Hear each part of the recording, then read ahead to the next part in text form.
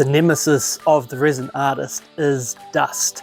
And if you're in a workshop like mine, which I have woodworking, it's in a garage, so there's lots of exposed beams and dust moving around, then the smallest bits of dust can really ruin your artwork. So today we're going to build a dust shelter for our resin artwork.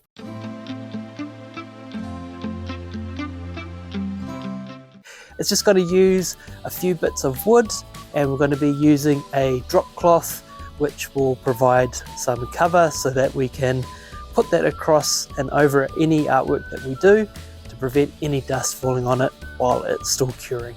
If this is your first time here, my name's Andy and I create things with resin. If you like the video, don't forget to give it a thumbs up and hit that subscribe button and click that notification bell so you can see more videos like this. Alright, so the first thing I'm going to do is cut to size this wood. Now this is just a garden stake wood that I've got, so it's pretty cheap, and this is going to be the frame which I put the plastic over. So I'm going to be cutting at 700 by 600, and that's going to give me a nice little size to be able to put over any artwork that I do. Once that wood is cut, it's just a matter of pre-drilling and then screwing that frame together. This is pretty rudimentary stuff. We're just creating a simple square which we can then elevate up off our work area. Right, now we've got the frame just tested and it fits on my bench because I measured it that way, so if I got my measurements wrong then it wouldn't fit.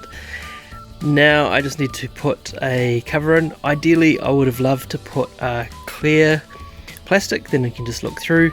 Unfortunately at the moment the supply that I get the clear tablecloth from has stopped selling it by the meter, and you have to buy like 10 meters of it, and that's just out of my range. So in the meantime I'm just going to use a drop sheet, and attaching this is going to be quick and dirty as well, so I'm just going to use a staple gun to attach this plastic to the wood. So we have the frame flipped over on its back, and we're just going to staple the drop cloth to both the legs and also the top of the frame.